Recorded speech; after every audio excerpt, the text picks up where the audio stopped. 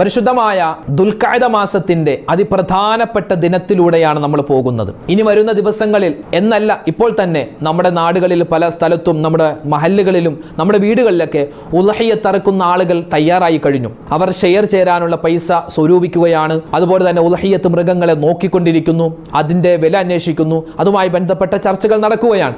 അൽഹംദുലില്ലാഹ്, അള്ളാഹു സ്വീകരിക്കട്ടെ. അപ്പൊ ഈ പ്രാവശ്യം നമ്മൾ ഉളഹിയത്ത് അറുക്കുമ്പോൾ കഴിഞ്ഞ പ്രാവശ്യങ്ങളിൽ പറ്റിയ അബദ്ധങ്ങൾ നമുക്കുണ്ടാവാൻ പാടില്ല. അപ്പോൾ ഉളഹിയത്ത് അറുക്കുന്ന സമയത്ത് നമ്മൾ ചെയ്യേണ്ട സുന്നത്തുകൾ, ഉളഹിയത്ത് അറുക്കുന്ന ആളുകൾ ശ്രദ്ധിക്കേണ്ട കാര്യങ്ങൾ. ഉളഹിയത്ത് സ്ത്രീകൾക്ക് അറുക്കാമോ? അമുസ്ലിമീങ്ങൾക്ക് കൊടുക്കാമോ? ഉളഹിയത്ത് മാംസം വിൽക്കാൻ പറ്റുമോ? രാത്രി ഉളഹിയത്ത് അറുക്കാമോ? ഒന്നാം പെരുന്നാളിന് അറുക്കാൻ പറ്റിയില്ല, രണ്ടാം പെരുന്നാൾ, മൂന്നാം പെരുന്നാൾ, നാലാം പെരുന്നാൾ അതിനൊക്കെ അറുക്കാമോ എന്നുവരെയാണ് ഉളഹിയത്തിന്റെ സമയം. സുബഹിക്ക് മുമ്പ് ഉളഹിയത്ത് അറുക്കാൻ പറ്റുമോ? തുടങ്ങി ഒരുപാട് സംശയങ്ങൾ. ഇൻഷാ അല്ലാഹ് പരമാവധി സംശയങ്ങൾക്കുള്ള മറുപടി നമ്മൾ ഈ ഒരു വീഡിയോയിൽ ഉൾപ്പെടുത്തിയിട്ടുണ്ട്. അവസാനം വരെ കാണണേ. എന്തെങ്കിലും സംശയമുണ്ടെങ്കിൽ വീഡിയോക്ക് താഴെ കമന്റായി രേഖപ്പെടുത്താം. മറ്റൊരു വീഡിയോയിൽ നമുക്കതിൻ്റെ മറുപടി പറയാം. അള്ളാഹു തൗഫീക്ക് തരട്ടെ. ആമീൻ. അസ്സലാമു അലൈക്കും വറഹ്മത്തുള്ളാഹി തആല വബറകാതുഹു. അഊദു ബില്ലാഹി മിനശ് ശൈത്വാനിർ റജീം. ബിസ്മില്ലാഹിർ റഹ്മാനിർ റഹീം. അൽഹംദുലില്ലാഹി റബ്ബിൽ ആലമീൻ. അല്ലാഹുമ്മ സ്വല്ലി അലാ സയ്യിദിനാ മുഹമ്മദിൻ വഅലാ ആലി സയ്യിദിനാ വമൗലാനാ മുഹമ്മദ്. ഏറ്റവും സ്നേഹ ബഹുമാന ആദരവുകൾ നിറഞ്ഞ മുഅ്മിനീങ്ങളെ, സത്യവിശ്വാസികളെ, ശബ്ദം കേൾക്കുന്ന ഉമ്മമാരെ, ഉപ്പമാരെ, കരുണാവാരിധിയായ പടച്ച തമ്പുരാൻ നമ്മൾ ചെയ്യുന്ന എല്ലാ ഇബാദത്തുകളും അതിൻ്റെ പോരായ്മകൾ പരിഹരിച്ച് നമ്മളിൽ നിന്നും സ്വീകരിക്കുമാറാവട്ടെ. നിരവധി ആളുകൾ പല ആവശ്യങ്ങൾ പറഞ്ഞ് ദുആ വസിയത്ത് എല്ലാ ദിവസവും പറയാറുണ്ട്. നമ്മുടെ വീഡിയോകൾക്ക് താഴെ കമന്റായി എഴുതാറുണ്ട്. പടച്ച തമ്പുരാൻ എല്ലാവർക്കും എല്ലാവരുടെയും മനസ്സിലുള്ള ഹലാലായ മുറാദുകൾ ഹാസുലാക്കട്ടെ. വിഷമങ്ങൾ, പ്രയാസങ്ങൾ, രോഗങ്ങൾ, ദുഃഖങ്ങൾ അല്ലാഹു മാറ്റിത്തരട്ടെ. ആമീൻ യാ റബ്ബൽ ആലമീൻ. പരിപാവനമായ ദുൽഖഅദ മാസം, ആ ദുൽഖഅദ മാസത്തിന് വലിയ പ്രത്യേകത ഉണ്ടാവാനുള്ള കാരണങ്ങളിൽ ഒന്ന്, ഹാജിമാരെല്ലാവരും ഹജ്ജിനു വേണ്ടി തയ്യാറാകുന്നു, കഅബയിലേക്ക് എത്തുന്നു, ഹറമുകളിലേക്ക് എത്തുന്നു എന്നതാണ്. മറ്റൊരു പ്രത്യേകത എന്ന് പറഞ്ഞാൽ അത് ഉളഹിയത്തുമായി ബന്ധപ്പെട്ട ചർച്ചകൾ നടക്കുന്ന, ഉളഹിയത്ത് മൃഗത്തെ, ബലിമൃഗത്തെ വാങ്ങാനും അതിൻ്റെ ഷെയർ ചേരാനും അതുമായി ബന്ധപ്പെട്ട വിലകൾ നിശ്ചയിക്കാനും അതിൻ്റെ പരിപാലനവുമായി ബന്ധപ്പെട്ട ചർച്ചകൾ നടത്തേണ്ട ഒരു മാസമാണ് ദുൽഖഅദ മാസം. അതിശ്രേഷ്ഠമായ ദുൽഹിജ്ജ മാസം ഇതാ നമ്മുടെ തൊട്ടടുത്ത് എത്തിയിരിക്കുകയാണ്. അതിനു മുമ്പായി നമ്മുടെ മഹല്ലുകളിലും നമ്മുടെ കുടുംബങ്ങളിലും നമ്മുടെ നാട്ടിൽ പല സ്ഥലത്തും ഉളഹിയത്ത് മൃഗങ്ങൾ എത്തിക്കഴിഞ്ഞു. അതുമായി ബന്ധപ്പെട്ട ചർച്ചകൾ നടക്കുന്നു. അൽഹംദുലില്ലാഹ്, അല്ലാഹു തആല എല്ലാ അമലുകളും നമ്മളിൽ നിന്നും സ്വീകരിക്കുമാറാവട്ടെ. ആമീൻ. നമ്മളെല്ലാവരും ജനിച്ചത് മുതൽ മരിക്കുന്നത് വരെ, അല്ല മരിച്ചു കഴിഞ്ഞു, നമ്മളൊക്കെ വാഹനത്തിൽ സഞ്ചരിക്കുന്നവരാണ് അല്ലെ. നമ്മുടെ ഉമ്മ നമ്മളെ ഗർഭം ചുമന്ന സമയത്ത് ഉമ്മാടെ വയറ്റിൽ നമ്മൾ യാത്ര ചെയ്തവരാണ്. അതുപോലെ തന്നെ മറ്റുള്ളവരുടെ തോളിൽ, അല്ലെ, ഉമ്മാടെ മടിയിലും വാപ്പയുടെ മടിയിലും ഒക്കെ മടിയിലിരുന്ന് അല്ലെങ്കിൽ അവരുടെ തോളിലിരുന്ന് നമ്മൾ യാത്ര ചെയ്തവരാണ്. പിന്നെ നമ്മൾ കുറച്ച് മുതിർന്നു കഴിയുമ്പോൾ നമ്മൾ സൈക്കിളിലും ബൈക്കിലും കാറിലും ബസ്സിലും ട്രെയിനിലും ഫ്ലൈറ്റിലും കപ്പലിലും ഒക്കെ നമ്മൾ യാത്ര ചെയ്യുന്നവരാണ്. അവസാനം നമ്മൾ മരിച്ചു കഴിഞ്ഞാൽ നമ്മളെല്ലാവരെയും മയ്യത്ത് എന്ന പേരിൽ അറിയപ്പെട്ട് മയ്യത്ത് കട്ടിൽ അല്ലെങ്കിൽ സന്തോക്ക്, പല രൂപത്തിൽ പല സ്ഥലത്തും പേര് പറയും, ആ മയ്യത്ത് കട്ടിലിൽ ചുമന്നുകൊണ്ട് നമ്മളെ വീട്ടിൽ നിന്നും പള്ളിയിൽ നിന്നും ഖബർസ്ഥാനിലേക്ക് കൊണ്ടുപോകും ആളുകൾ ചുമന്നു. അതും ഒരു വാഹനമാണ്. ഇനി നമുക്ക് മറ്റൊരു വാഹനം കൂടി കയറേണ്ടതുണ്ട്. അതെപ്പോഴാണെന്നറിയോ? നമ്മളെല്ലാവരും മരണപ്പെട്ട് ഖിയാമത്ത് നാൾ സംഭവിച്ച് മഹാനായ ഇസ്രാഫീൽ അലൈഹിസ്സലാത്തു വസ്സലാം സൂറന്ന കാഹളത്തിൽ ഊതിയതിനു ശേഷം മരണപ്പെട്ടവരെല്ലാം ജീവിച്ച് ഖബറിൽ നിന്നും പോവുകയാണ് നമ്മൾ മഹ്ശറയിലേക്ക് വിചാരണയ്ക്ക് വേണ്ടി. ആ വിചാരണയ്ക്ക് വേണ്ടി പോകുന്ന സമയത്തും അതുപോലെ വിചാരണ കഴിഞ്ഞ് നമ്മൾ അൽഹംദുലില്ലാഹ് നമുക്ക് എല്ലാവർക്കും അല്ലാഹു തൗഫീഖ് തരട്ടെ, നമ്മളൊക്കെ സ്വർഗത്തിലേക്ക് പോകുന്നതും ഒരു വാഹനത്തിലാണ്. ആ വാഹനത്തിന്റെ പേരാണ് മർക്കബുൽ ഉദ്ഹിയ്യ, ഉദ്ഹിയ്യത്ത് വാഹനങ്ങൾ അഥവാ ബലിമൃഗങ്ങൾ എന്നുള്ളത്. ഇന്ന് നമ്മൾ ചർച്ച ചെയ്യുന്നത് ഉദ്ഹിയ്യത്തുമായി ബന്ധപ്പെട്ട ചില സുപ്രധാന നിയമങ്ങളാണ്, മസ്അലകളാണ്, അറിഞ്ഞിരിക്കേണ്ട പ്രധാനപ്പെട്ട കാര്യങ്ങളാണ്. സ്വഹാബിമാർ നബി സല്ലല്ലാഹു അലൈഹി വസല്ലമ തങ്ങളോട് ചോദിച്ചു, നബിയെ, എന്തിനാണ് മാലനാ ഫിൽ ഉദ്ഹിയ്യ, ഞങ്ങൾക്ക് ഈ ഉദ്ഹിയ്യത്ത് അറുത്താൽ എന്തു ഗുണമാണുള്ളത്, ഞങ്ങൾ എന്തിനാണ് ഈ ഉദ്ഹിയ്യത്ത് അറുക്കുന്നത്? അല്ലാഹുവിന്റെ റസൂൽ സല്ലല്ലാഹു അലൈഹി വസല്ലം പറഞ്ഞു, ഉദ്ഹിയ്യത്ത് എന്ന് പറഞ്ഞാൽ സുന്നത്തു അബീക്കും, അത് നിങ്ങളുടെ വാപ്പയാകുന്ന പിതാവാകുന്ന ഇബ്രാഹിം നബി അലൈഹിസ്സലാത്തു വസ്സലാമിന്റെ സുന്നത്താണ്, മില്ലത്താണ്, അവരുടെ ചര്യയാണ്. ഞങ്ങൾ ഈ ഉദ്ഹിയ്യത്ത് അറുത്താൽ ഞങ്ങൾക്ക് എന്ത് ഗുണമാണ് നബിയെ? ഒരു മൃഗം, ആ മൃഗത്തെ അറുത്തു, അതിന്റെ ഇറച്ചി ഞങ്ങൾ ഭക്ഷിക്കുന്നു, ഞങ്ങൾക്ക് എന്ത് ഗുണമാണ്? കുറെ ഇറച്ചി ഭക്ഷിക്കുക എന്നതിലുപരിയായി കൂടുതലായി എന്ത് നേട്ടമാണുള്ളത്? ആ സമയത്ത് നബി സല്ലല്ലാഹു അലൈഹി വസല്ലമ തങ്ങൾ പറഞ്ഞു കൊടുക്കുന്നു, ബികുല്ലി ശഅറത്തിൻ ഹസന, ആ ബലിമൃഗത്തിന്റെ ഓരോ രോമത്തിനനുസരിച്ചും നിങ്ങൾക്ക് പ്രതിഫലമുണ്ട്. ആ രോമത്തിനനുസരിച്ച് നിങ്ങളുടെ പാപങ്ങൾ അല്ലാഹു പുറത്തു തരും. ആ രോമങ്ങൾക്കനുസരിച്ച് നിങ്ങളുടെ ദറജകൾ അല്ലാഹു ഉയർത്തി തരുമെന്ന് മുത്തുനബി മുഹമ്മദ് മുസ്തഫ സ്വല്ലല്ലാഹു അലൈഹി വസല്ലം. മറ്റൊരു ഹദീസിൽ കാണാം, അല്ലാഹുവിന്റെ ഹബീബ് പറയുന്നു, മൻ ഒരുവൻ, അവൻ എന്ത് ചെയ്തു? സിക്കീൻ, അവന്റെ കത്തി എന്ത് ചെയ്തു? ആ ഉൽഹിയ്യത്ത് മൃഗത്തിന്റെ കഴുത്തിൽ വെച്ച് അവൻ ഇങ്ങനെ അറുക്കാൻ തുടങ്ങുന്ന സമയത്ത്, ആ അറുക്കുന്ന സമയത്ത് ആ ഉൽഹിയ്യത്ത് മൃഗത്തിന്റെ ആദ്യത്തെ രക്തത്തുള്ളി അത് ഭൂമിയിലേക്ക് വീഴുന്ന സമയം തന്നെ അത് അറുക്കുന്നവന്റെ മുഴുവൻ തെറ്റുകുറ്റങ്ങളും അല്ലാഹു പുറത്തു തരുമെന്ന് മുത്തുനബി മുഹമ്മദ് മുസ്തഫ സ്വല്ലല്ലാഹു അലൈഹി വസല്ലം. അതുകൊണ്ട് എൻ്റെ മുഅ്മിനീങ്ങളെ, വർഷത്തിൽ ഒരു പ്രാവശ്യം മാത്രം നമുക്ക് വരുന്ന അതിശ്രേഷ്ഠമായ വലിയ പ്രതിഫലം നമുക്ക് തരുന്ന ഒരു സുന്നത്തായ കർമ്മമാണ് ഉളുഹിയ്യത്ത്. ഉളുഹിയ്യത്ത് എന്ന് പറഞ്ഞാൽ അതിൻ്റെ വിധി അടിസ്ഥാനപരമായി അത് സുന്നത്താണ്. പക്ഷേ പല ആളുകളും നേർച്ചയാക്കാറുണ്ട്, ഇൻഷാ അല്ലാഹ് അടുത്ത വർഷം ഞാൻ ഉളുഹിയ്യത്ത് അറുക്കാൻ നേർച്ചയാക്കി. അങ്ങനെ നേർച്ചയാക്കുന്ന ആളുകളുണ്ട്, അവർക്ക് ആ ഉളുഹിയ്യത്ത് അറുക്കൽ നിർബന്ധമാണ്.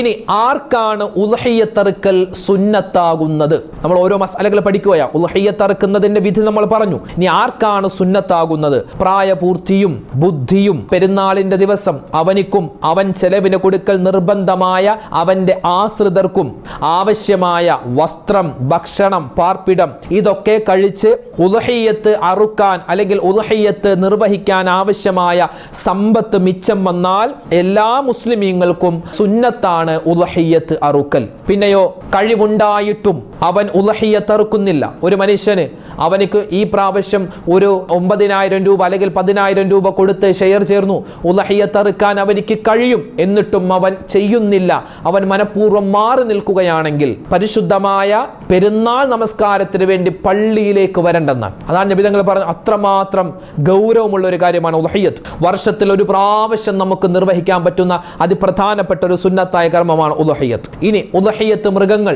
ആരാണ് അറുക്കേണ്ടത്? അത് നമ്മൾ പറഞ്ഞു, കഴിവുള്ളവൻ അറുത്താൽ മതി. എല്ലാ വർഷവും കഴിവ് ഒത്തിണങ്ങി വന്നാൽ അവർ അറുക്കണം. പിന്നെ ഉളുഹിയ്യത്തിന്റെ വിധി നമ്മൾ പറഞ്ഞു. ഇനി ഉളുഹിയ്യത്ത് അറുക്കേണ്ടത് ഏതിലാണ്? കോഴിയെ ഉളുഹിയ്യത്ത് അറുക്കാമോ? മുയലിനെ, പ്രാവിനെ, താറാവിനെ അറുക്കാൻ പറ്റുമോ? ഇല്ല. ഉളുഹിയ്യത്ത് അറുക്കേണ്ടത് ആട്, മാട്, ഒട്ടകം. ആട് നമ്മുടെ നാട്ടിലുള്ള സാധാരണ കോലാടാണ് നമ്മുടെയൊക്കെ നാടുകളിൽ ഉള്ളത്. കോലാട് ആണെങ്കിൽ 2 വയസ്സ് പൂർത്തിയായ ആടാവണം. സാധാരണ നമ്മുടെ നാടുകളിൽ വളരെ വിരളമാണ് നെയ്യാടുണ്ട്. ആ നെയ്യാടാണെങ്കിൽ 1 വയസ്സ് പൂർത്തിയാവണം. അതുപോലെ തന്നെ സാധാരണ നമ്മുടെ നാടുകളിൽ കൂടുതലായും മാടിനെയാണ് ഉളുഹിയ്യത്ത് അറുക്കാറുള്ളത്. ഒട്ടകം നമ്മുടെ നാട്ടിൽ സുലഭമല്ല, അതിനറുക്കാറില്ല. നമ്മുടെ നാട്ടിൽ കൂടുതലായി നമ്മൾ പോത്തിനെയാണ് അറുക്കാറുള്ളത്. പോത്താകുമ്പോൾ ആ മാട് വർഗത്തിൽ 2 വയസ്സ് പൂർത്തിയാവണം. പ്രത്യേകം ശ്രദ്ധിക്കണം. ഇത് പല ആളുകളും വയസ്സൊന്നും ശ്രദ്ധിക്കില്ല. 1.5 വയസ്സ്, ഇത് മതി, ആരും അറിയില്ല, കുഴപ്പമില്ല എന്ന് പറഞ്ഞ് പല ആളുകളും വയസ്സ് ശ്രദ്ധിക്കാറില്ല. ഒട്ടകത്തെ അറുക്കുന്നവരാണെങ്കിൽ അത് 5 വയസ്സ് പൂർത്തിയാവണം. ഇനി നമ്മുടെ വീടുകളിൽ വളർത്തുന്ന മൃഗങ്ങളാണെങ്കിൽ നമുക്കതിൻ്റെ വയസ്സൊക്കെ നമുക്കറിയാൻ പറ്റും. ആടാണെങ്കിലും പോത്താണെങ്കിലും നമുക്കറിയാൻ പറ്റും. 2 വയസ്സ് പൂർത്തിയാവണം. ഇനി വരത്തനായ ഭൂരിഭാഗം നമ്മളൊക്കെ എന്താ ചെയ്യാറ്? പുറത്തു നിന്ന് പോയി ചന്തകളിൽ നിന്നും വില പറഞ്ഞു വാങ്ങിച്ചു കൊണ്ടുവരുന്ന ഉളുഹിയ്യത്ത് മൃഗങ്ങളാണ്, മാടുകളാണ്. അപ്പൊ അത് അറവുകാരുമായി ബന്ധപ്പെട്ട് അല്ലെങ്കിൽ പോത്തുമായി ബന്ധപ്പെട്ട് ആ മൃഗവുമായി ബന്ധപ്പെട്ട് കൂടുതൽ പരിചയമുള്ള ആളുകളോട് ചോദിച്ച് അതിൻ്റെ വയസ്സ് നമ്മൾ കൃത്യമാക്കണം. എന്നാലേ ഉളുഹിയ്യത്തിന്റെ പ്രതിഫലം കിട്ടൂ. ഇല്ലെങ്കിൽ വളരെയധികം നമ്മൾ നഷ്ടത്തിലാണ് പോവുക. വെറുതെ പൈസ പോയി എന്ന് വിചാരിച്ചാൽ മതി. പിന്നെയോ ന്യൂനത ഉണ്ടാവാൻ പാടില്ല. ഉളുഹിയ്യത്ത് മൃഗം ഏതായാലും അറുക്കുമല്ലേ, ഏതെങ്കിലും ഒരു മൃഗത്തെ പിടിച്ച് അറുക്കാം, അങ്ങനെയല്ല. മെലിഞ്ഞ് ഒട്ടിയ മൃഗമാവാൻ പാടില്ല. മാംസം കുറഞ്ഞ് മെലിഞ്ഞ് ഒട്ടിയ മൃഗം അത് ഉളുഹിയ്യത്ത് ആവാൻ പാടില്ല. അതുപോലെ തന്നെ ഭ്രാന്തുള്ള ഒരു മൃഗം ഉളുഹിയ്യത്ത് മൃഗമാവാൻ പാടില്ല. ചെവിയോ നാവോ അകിടോ വാലോ എന്നിവയിൽ നിന്ന് ഏതെങ്കിലും മുറിക്കപ്പെട്ട മൃഗമാവാൻ പാടില്ല. കാഴ്ചയില്ലാത്ത മൃഗം, അന്ധനായ മൃഗത്തെ ഉളുഹിയ്യത്ത് അറുക്കാൻ പാടില്ല. വ്യക്തമായി മുടന്തുള്ളത്, ചട്ടിച്ചട്ടി നടക്കുന്നത്, അതിനെ ഉളുഹിയ്യത്ത് അറുക്കാൻ പറ്റൂല. ശക്തിയായ രോഗമുള്ളത് അതിനെ മറുക്കാൻ പാടില്ല. ചൊറി ബാധിച്ചത്, എല്ലൊടിഞ്ഞത്, ജന്മനാ ചെവിയില്ലാത്തത്, അതുപോലെ ഗർഭിണിയായ മൃഗം, ഇതൊന്നും ഉളുഹിയ്യത്തിന് പറ്റൂല. അതുപോലെ പല്ലുകൾ മുഴുവനും നഷ്ടപ്പെട്ടത്, അതിനെയും പറ്റില്ല. അപ്പോൾ ഇതൊക്കെ പ്രത്യേകം ശ്രദ്ധിക്കേണ്ടതുണ്ട്. അപ്പോൾ ഉളുഹിയ്യത്തിന്റെ മൃഗങ്ങളുടെ കാര്യം പറഞ്ഞു. ഇനി ഉളുഹിയ്യത്ത് അറുക്കേണ്ട സമയം എപ്പോഴാണ്? പല ആളുകളും മഴയൊക്കെ അല്ലേ, നേരത്തെ ഇറച്ചിയുടെ പരിപാടിയൊക്കെ കൊടുത്തു തീർക്കണം, അതുകൊണ്ട് സുബഹിക്ക് മുമ്പേ അറുക്കാം. അത് ഉളുഹിയ്യത്ത് ആകൂല, അറവാകും. അത് ഉളഹിയത്താവൂല.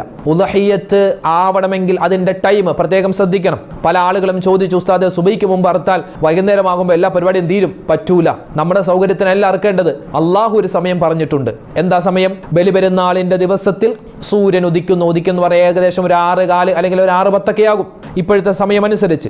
എന്നിട്ടോ ആ സൂര്യൻ ഉദിച്ച് ഒരു 20 മിനിറ്റ് കഴിഞ്ഞ് സൂര്യൻ ഒരു കുന്തത്തോളം ഉദിച്ചു വരും. ആ ഒരു ടൈം കഴിഞ്ഞ് 2 റക്അത്ത് പെരുന്നാൾ നിസ്കാരം, അതുപോലെ ചെറിയ 2 ഖുതുബ, ഈ ഒരു ടൈം കഴിഞ്ഞിട്ട്, അതായത് ഇപ്പോൾ നിസ്കാരം പല സ്ഥലത്തും 7 മണിക്കാവാം, ചില സ്ഥലങ്ങളിൽ 6:45 പെരുന്നാൾ നിസ്കാരം ഉണ്ടാകും, 7:15, 7:30 പല സമയങ്ങളിലാണ്.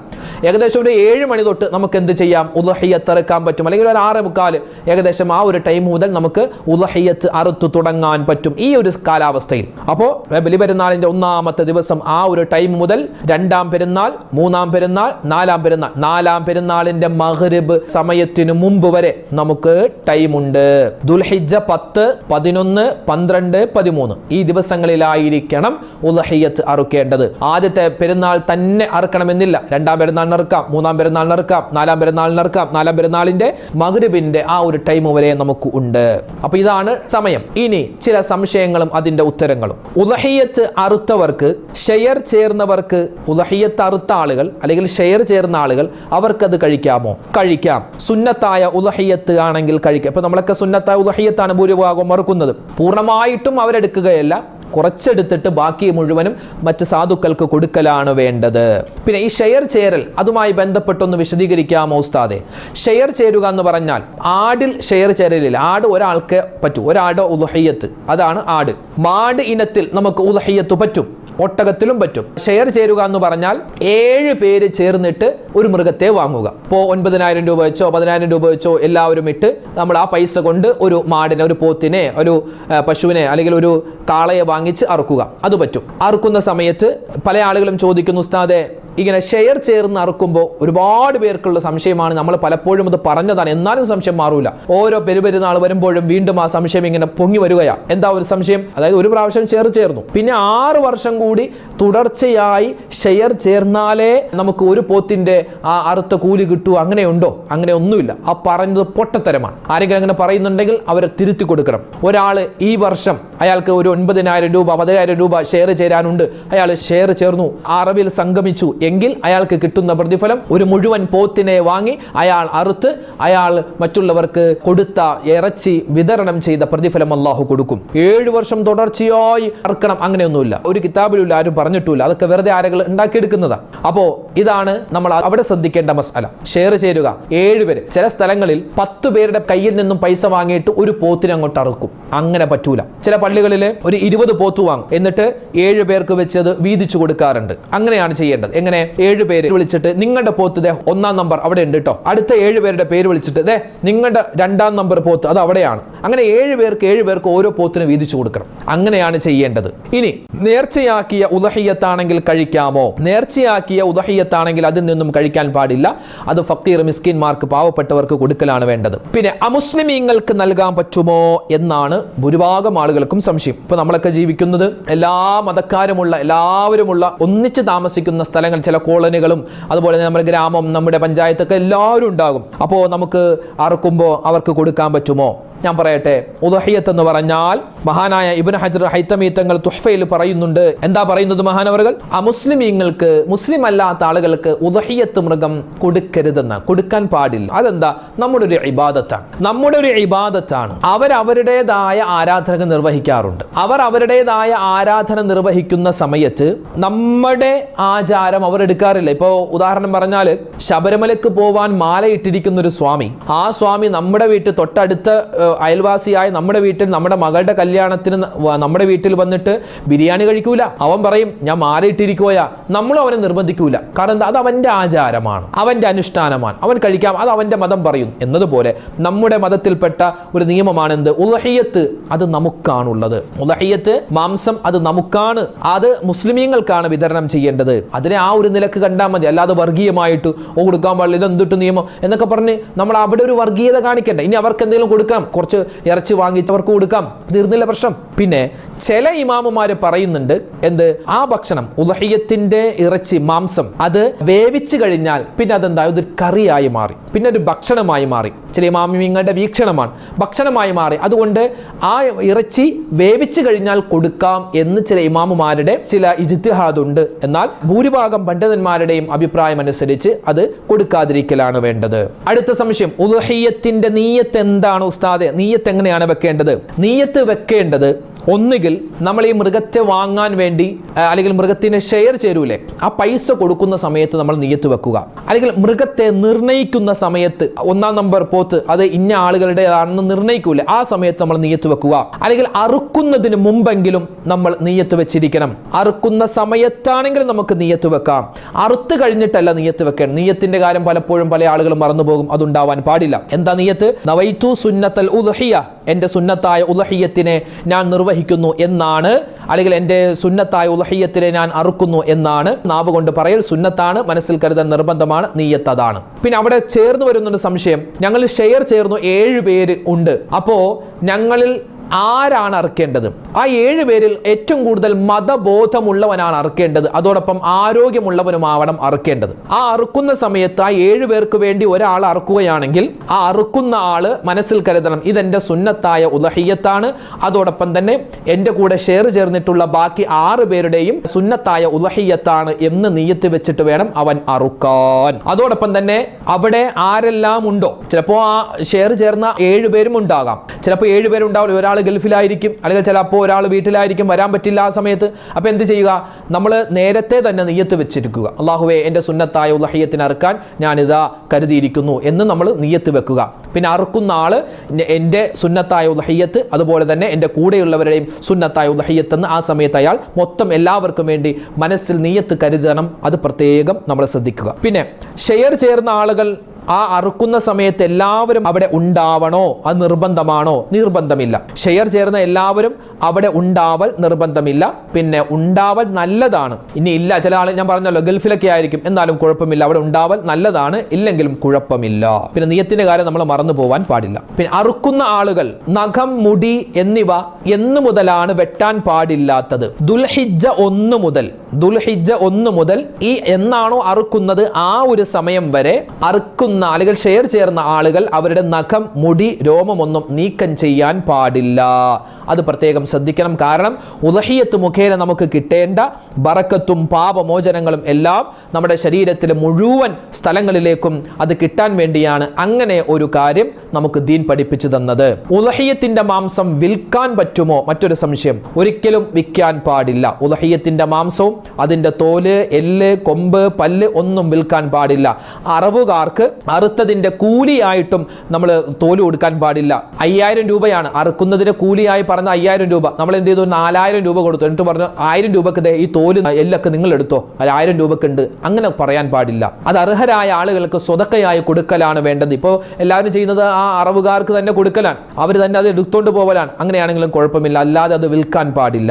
പിന്നെ ഇവിടെ മറ്റൊരു പ്രസക്തമായ ചോദ്യമുണ്ട്, ഉസ്താദെ ഈ അക്കീക്ക ഉദ്ഹിയ്യത്തിന്റെ കൂടെ അറുക്കാമോ? ഇൻഷാ അല്ലാഹ് അത് വിശദമായി നമുക്കൊരു മറ്റൊരു വീഡിയോയിൽ പറയാം. അക്കീക്ക എപ്പോഴാണ് അറുക്കേണ്ടത്, അക്കീക്ക എങ്ങനെയാണ്, അക്കീക്കയും ഉദ്ഹിയ്യത്തും ഒന്നിച്ചറുക്കാൻ പറ്റുമോ എന്നൊക്കെ ഒരു ചോദ്യമുണ്ട്. ഇൻഷാ അല്ലാഹ് അത് നമുക്ക് പിന്നീട് അടുത്തൊരു വീഡിയോയിൽ പറയാം. പിന്നെ രാത്രിയാണോ അറുക്കൽ നല്ലത്, പകലാണോ? പകലാണ് ഏറ്റവും നല്ലത്. രാത്രി അറുത്താലും ശരിയാകുന്നതാണ്, എന്നാൽ ഏറ്റവും നല്ലത് എന്താണ്? പകൽ തന്നെ അറുക്കലാണ്. ഉദ്ഹിയ്യത്തിന്റെ മാംസം എവിടെയാണ് കൊടുക്കേണ്ടത്? സുന്നത്തായ ഉദ്ഹിയ്യത്തിന്റെ മാംസം അത് ഏത് നാട്ടിലാണോ അറുത്തത് ആ നാട്ടിലെ പാവപ്പെട്ട ആളുകൾ കൊടുക്കലാണ് വേണ്ടത്. ഇനി പാവപ്പെട്ട ആളുകൾക്കൊക്കെ കൊടുത്തു കഴിഞ്ഞ് വീണ്ടും ബാക്കി ഉണ്ടെങ്കിൽ നമ്മുടെ തൊട്ടടുത്തുള്ള ആ നാടുകളിലേക്ക് കൊടുക്കാൻ പറ്റും, കുഴപ്പമില്ല. ഇനി നേർച്ചയാക്കിയ ഉദ്ഹിയ്യത്താണെങ്കിൽ അത് ആ നാട്ടിൽ തന്നെയുള്ള പാവപ്പെട്ടവർക്ക് കൊടുത്തു തീർക്കേണ്ടതാണ്. പിന്നെ ഉദ്ഹിയ്യത്ത് മൃഗം അതിനെ നേരത്തെ വാങ്ങി വെക്കൽ, നേരത്തെ അതിനെ വാങ്ങി വീട്ടിൽ കൊണ്ടുവന്ന് വളർത്തൽ, അതിന് പുല്ലും വെള്ളമൊക്കെ കൊടുക്കണം, അങ്ങനെ നിർബന്ധമുണ്ടോ? അതോ നമ്മൾ അറുക്കുന്ന സമയത്ത് തന്നെ അതിനെ നമ്മുടെ അടുക്കൽ കൊണ്ടുവന്നാൽ മതിയോ? അതെങ്ങനെയാണെങ്കിലും കുഴപ്പമില്ല. അറുക്കുന്നതിന് 1, 2, 3 ദിവസമൊക്കെ മുമ്പ് തന്നെ നമ്മുടെ വീടുകളിലൊക്കെ കൊണ്ടുവന്ന് അല്ലെങ്കിൽ പറമ്പിൽ കൊണ്ടുവന്ന് കെട്ടി നമ്മൾ തന്നെ അതിന് വെള്ളവും പുല്ലൊക്കെ കൊടുക്കൽ പ്രത്യേകം നല്ലതാണ്. പിന്നെ ഉദഹിയത്ത് മൃഗത്തിന്റെ പാല് കുടിക്കാമോ? എരുമ, പശു, ആട്, ഒട്ടകം ഇതൊക്കെയാണ് ഉദഹിയത്ത് മൃഗങ്ങൾ. ഇവരുടെയൊക്കെ പാല് ഉണ്ടെങ്കിൽ അത് കുടിക്കൽ കറാഹത്താണ്. സ്ത്രീകൾക്ക് അറുക്കാമോ? സ്ത്രീകൾ, വൃദ്ധരായ ആളുകൾ, കാഴ്ച കുറഞ്ഞ ആളുകൾ, ആരോഗ്യം കുറഞ്ഞ ആളുകൾ അവർക്കൊക്കെ ഈ ഉദഹിയത്ത് ഏൽപ്പിക്കാതിരിക്കലാണ് നല്ലത്. ഏറ്റവും നല്ലത് ആരോഗ്യമുള്ള പുരുഷൻ ഉദഹിയത്ത് അറുക്കലാണ്. പുരുഷന്മാരാരുമില്ല എങ്കിൽ സ്ത്രീകൾക്ക് അറുക്കാം, കുഴപ്പമൊന്നുമില്ല. അറുക്കുന്ന സമയത്ത് എന്തെങ്കിലും സുന്നത്തുകൾ ഉണ്ടോ ഉസ്താദെ? ഉണ്ട്. 1 ബിസ്മില്ലാഹിർ റഹ്മാനിർ റഹീം പറയണം. 2 അൽഹംദുലില്ലാഹി റബ്ബിൽ ആലമീൻ പറയണം. 3 തക്ബീർ പറയണം. അല്ലാഹു അക്ബർ അല്ലാഹു അക്ബർ അല്ലാഹു അക്ബർ ലാ ഇലാഹ ഇല്ലല്ലാഹു അല്ലാഹു അക്ബർ വലില്ലാഹിൽ ഹംദ്. അങ്ങനെ തക്ബീർ പറയണം. ഉദഹിയത്ത് മൃഗത്തെ എപ്പോൾ കണ്ടാലും അപ്പോഴൊക്കെ തക്ബീർ പറയണം. പിന്നെയോ കത്തിക്ക് നല്ല മൂർച്ചയുണ്ടാവണം. ഒരു കത്തി കൊണ്ട് ഒരു മൃഗത്തെ അറുത്ത് ആ കത്തി കഴുകി വീണ്ടും മൂർച്ച വെച്ചിട്ട് വേണം അടുത്ത മൃഗത്തെ അറുക്കാൻ. പിന്നെ മറ്റു മൃഗങ്ങളുടെ അല്ലെങ്കിൽ അറുക്കപ്പെടുന്ന മൃഗത്തിന്റെ മുന്നിൽ വെച്ച് ഒരിക്കലും കത്തിക്ക് മൂർച്ച ഉണ്ടാവരുത്. പിന്നെ കിടത്തുന്ന സ്ഥലത്ത് കല്ല്, മുള്ള്, മരക്കുറ്റി അതൊന്നും ഉണ്ടാവാൻ പാടില്ല. പിന്നെ നല്ലതുപോലെ വെള്ളവും ഭക്ഷണവും ഒക്കെ അതിന് അറുക്കുന്നതിന് മുമ്പ് കൊടുക്കേണ്ടതുണ്ട്. ആളുകൾ കാണുന്ന സ്ഥലത്ത്, പൊതുവായ സ്ഥലത്ത്, തുറസായ സ്ഥലത്ത്, എല്ലാവരും കാണുന്ന ആ സ്ഥലത്തൊക്കെ അറുക്കൽ നല്ലതല്ല. അതുപോലെ മറ്റൊരു സംശയമാണ് ഉസ്താദെ, ഈ അറുക്കുന്ന ആള് അങ്ങനെ നിസ്കരിക്കാറൊന്നുമില്ല, അയാൾ അറുത്തത് കഴിക്കാമോ? കഴിക്കാം, കുഴപ്പമൊന്നുമില്ല. നിസ്കരിക്കാത്തത് അയാളും പടച്ചോനും നമ്മൾ നോക്കിക്കോളും. അറുക്കുന്നത് മുസ്ലിം ആവണം, അതാണ് നിബന്ധന. അപ്പോൾ അറുക്കുന്ന ആൾ മുസ്ലിം ആവണം, അയാൾ അറുത്തത് നമുക്ക് കഴിക്കാൻ പറ്റും, കുഴപ്പമില്ല. പിന്നെ മൃഗത്തെ എങ്ങനെയാണ് കിടത്തേണ്ടത്? അറുക്കുന്ന സമയത്ത് കിബിലക്ക് നേരെ തിരിച്ച് ഇടത് ഭാഗത്തേക്ക് മറിച്ചിട്ടാണ് അറുക്കേണ്ടത്. അതായത് വലത് കൈ കൊണ്ട് അറുക്കാനും ഇടത് കൈ കൊണ്ട് കഴുത്തിന്റെ ഭാഗം പിടിക്കാനും പറ്റുന്ന രൂപം. ഇതൊരു പോത്തായി സങ്കല്പിച്ചാൽ ഇത് പോത്തിന്റെ തലഭാഗം, ഇത് കാൽഭാഗം. നമ്മൾ ഇടത് ഭാഗത്തേക്ക് ചരിക്കുക, അങ്ങനെ കിടത്തുക. അതായത് തല അങ്ങോട്ട് കിടക്കുന്നു, കാലിവിടെ ഇങ്ങോട്ട്. എന്നിട്ട് അറുക്കുന്ന ആളുടെ ഇടത് കൈ കൊണ്ട് കഴുത്തിൽ പിടിക്കുക, വലത് കൈ കൊണ്ട് അറുക്കാൻ പറ്റുക. ആ രൂപത്തിലായിരിക്കണം എന്താ വേണ്ടത്?